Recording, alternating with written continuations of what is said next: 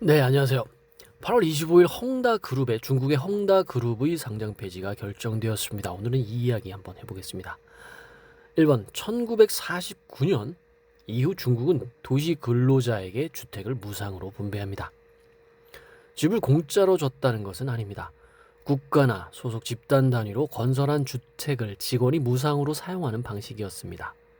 독신자에게는 원룸, 가족이 있으면 투룸 등 개인 사정에 따라 주택을 배정받았습니다. 주택은 국가나 소속 집단의 소유였고 근로자는 직장을 다니는 동안에 주택의 사용권을 부여하는 방식이었습니다. 직장 사택과 비슷한 개념이 당시 주택이었습니다. 공짜 주택이 좋기는 하지만 주택 품질은 낮았고 공급이 늘 부족해서 불만이 커지기 시작했습니다. 1998년 장점인 정부는 주택 제도 개혁을 이렇게 발표합니다. 주택은 시장에서 사고파는 재화다. 무상분배 제도는 폐지한다.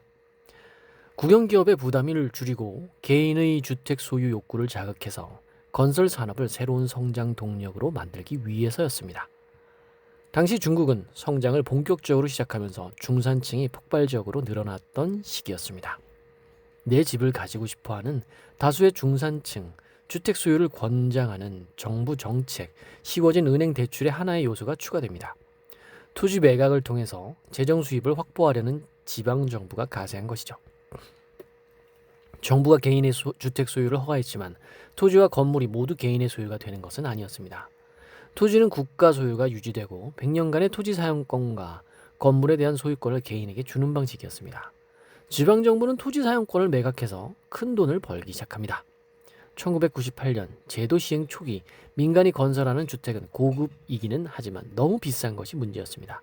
지방에서 상경해서 부동산 회사에서 일하던 쉬자인이 기회를 포착합니다.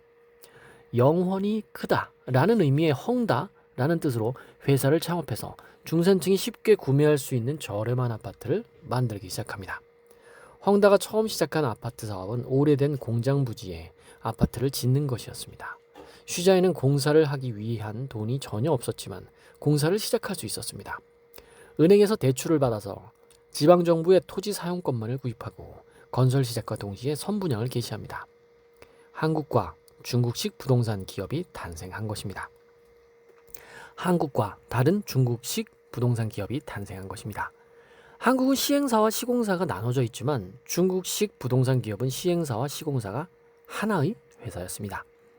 헝다의 저렴한 아파트는 중국 중산층들의 니즈를 제대로 저격합니다. 헝다의 첫 번째 부동산 PF는 분양 당일에 100% 완판에 성공하며 대성공을 거두게 됩니다. 헝다는 분양 당일에 들어온 계약금을 아파트 공사에 사용하지 않았죠.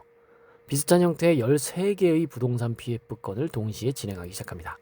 13개 부동산 PF에서 분양 계약금이 들어오면 그 돈으로 다시 더 많은 부동산 PF를 시작했고 헝다는 빠르게 성장하기 시작합니다.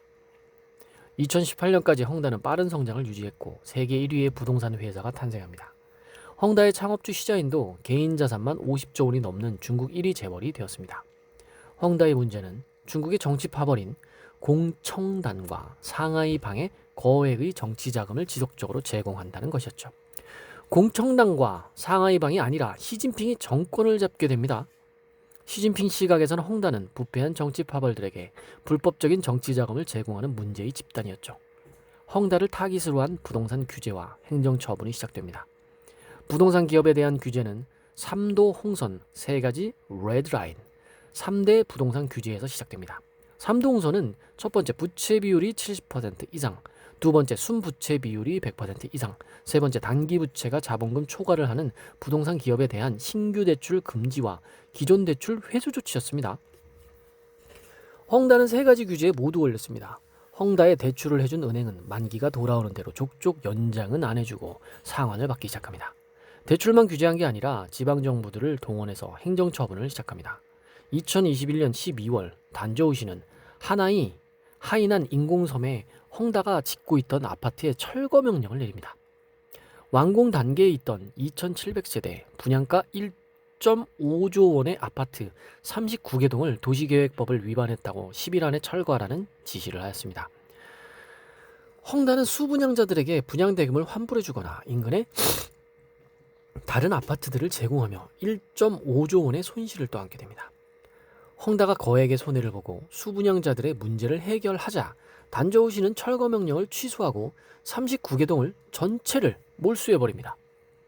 수분양자에게 분양대금을 분양대금으로 돌려주고 아파트는 몰수당해 지방정부 소유가 된 뒤 시는 헝다에게 완공을 지시합니다. 와, 이거 이런 세계군요. 중국이. 뭐 알기는 알았지만 엄청나네요. 계속 읽어보겠습니다. 헝다는 1.5조 원의 규모의 아파트 2,700세대를 돈 한 푼 못 받고 지방정부에게 뺏기게 된 것입니다. 헝다도 돈이 없는 기업은 아니었지만 금융기관들이 대출 만기 연장을 안 해주고 정부가 이런 조치를 계속하니 버티지 못하게 됩니다. 헝다는 확실하게 잡았지만 여파는 헝다에서 끝난 것이 아니었습니다. 삼도홍선은 다른 부동산 회사들에게도 적용이 되며 부동산 회사들의 운용자금이 말리기 시작합니다. 중국 부동산 기업들의 운용자금이 점점 줄어들더니 2022년부터 마이너스로 가기 시작한 것이죠. 헝다가 재산이 많다고 하지만 헝다가 가지고 있던 것은 정부 소유 토지 위에 올린 건물뿐입니다. 헝다의 부채도 거의 100%가 중국 국영은행에서 빌린 돈이죠.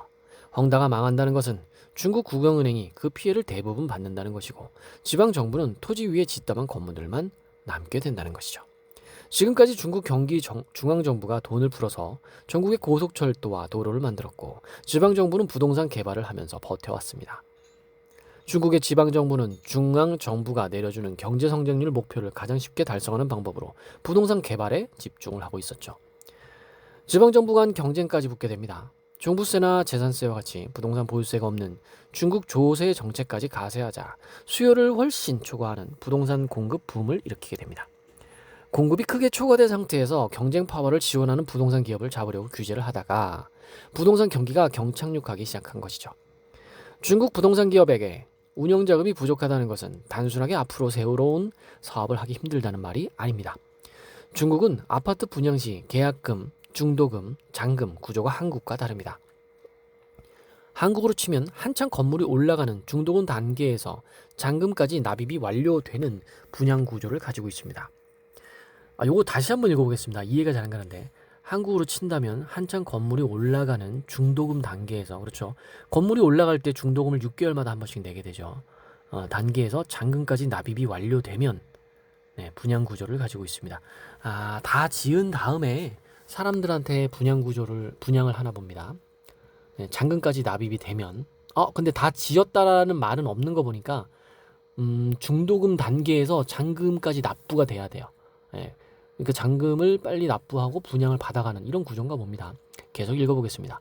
대출이 막힌 부동산 기업들은 분양 계약자들이 납입한 분양 대금으로 부족한 유동성을 돌려막아 왔는데, 그렇죠, 짓다가 분양 대금을 받아가지고 유동성을 막아왔겠죠. 이게 한계에 도달한 것입니다. 분양 대금은 다 받고 준공은 시켜줘야 하는 200만 세대 400조 원의 건설 비용이 부족한 상황이 됩니다. 약간 우리나라 그 지역주택조합 같은 느낌이 드는데, 분양 대금은 다 받았는데 건물이 완공이 안 돼서 사람들이 빈집에 들어가서 사는 뉴스를 본 적이 있습니다. 이게 그런 상황인데, 헝다는 1.5조 원에서 끝났죠. 그런데 전체 규모를 산정해 보니 400조 원 가량, 그리고 200만 세대가 건설 비용이 부족하다라는 상황이 나오네요. 규모가 너무 큰데요. 계속 읽어보겠습니다. 부동산 기업들이 빌리거나 담보를 팔거나 가지고 있던 돈을 털어도 200조 원이 안 되는 상황이라 정부 자금 지원이 들어가게 됩니다. 부동산에 문제가 생기면서 지방정부 재정 문제도 문제가 됩니다.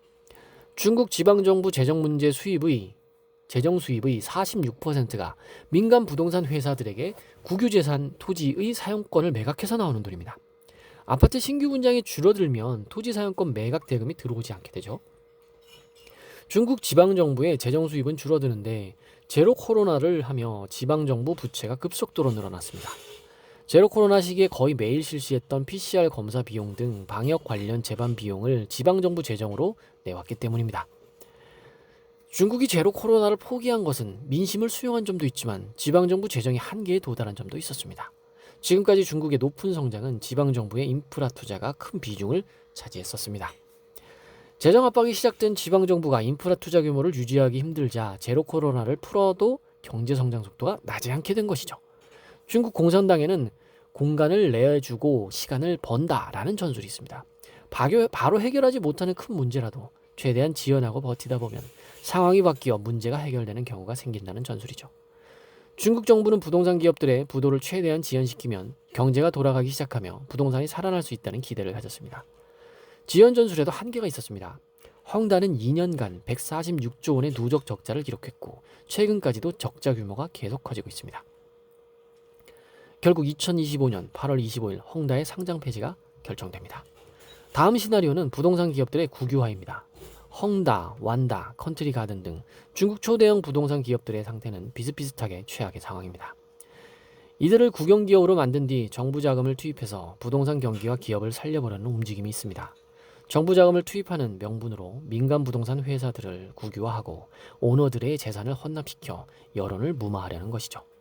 부동산을 살리려면 금리와 대출 기준을 낮춰서 유동성을 풀고 부동산에 세금 혜택을 주는 방법이 보통입니다. 중국은 인플레이션이 오지 않고 물가가 정체 또는 하락하는 국가입니다. 중국의 CPI 소비자 물가 상승률은 마이너스에서 0 사이에서 움직이고 있습니다. 네, 저 이거 잘 몰랐습니다. 저희는 보통 2, 3%, 4%고 미국도 뭐 3, 4%, 최근에 3년 전에 갑자기 9.1% 찍고서 그때 금리 하락을 하기 시작했죠. 시간이 지나도 계속 이렇게 중국은 마이너스면 이게 어떻게 되는 거죠? 저 사실 계산을 못 하겠습니다. 네, 요거는 지혜를 좀 빌려야지 되겠네요. 계속 읽어보겠습니다. 인플레이션보다 디플레이션을 걱정해야 하는 상황이라 금리를 계속 낮추고 유동성을 풀면서 경기 회복을 시도하는 중입니다. 돈의 값인 금리를 낮추고 돈을 풀어 흔하게 만들면 위안화는 싸지게 됩니다. 위안화 약세가 된다는 말입니다. 위안화 환율과 비슷하게 움직이는 한국 환율도 약세 요인이 추가되는 것이죠. 우리나라에 영향이 있다. 요거 조금 이따 갑자기 제가 생각이 들었는데 이따 이야기해 보겠습니다. 짧은 코멘트, 한 줄 코멘트가 아니라 왜 짧은 코멘트죠? 짧은 코멘트입니다. 망가뜨리는 것은 한순간이지만 다시 만드는 데는 시간이 오래 걸립니다. 중국은 부동산 경기 회복을 시도하지만 결과를 보여주기에는 시간이 걸리는 일입니다. 중국 정부는 정책 효과가 바로 나오는 증시 부양을 통해서 국민의 불만을 다독이고 있는 상황이죠. 중국도 지금 우리나라처럼 주식 부양을 하고 있군요. 그리고 기업은 정치에 함부로 발을 담그는 게 아닙니다. 잠깐은 좋을지 몰라도 뒤에 고생하는 경우가 대부분입니다.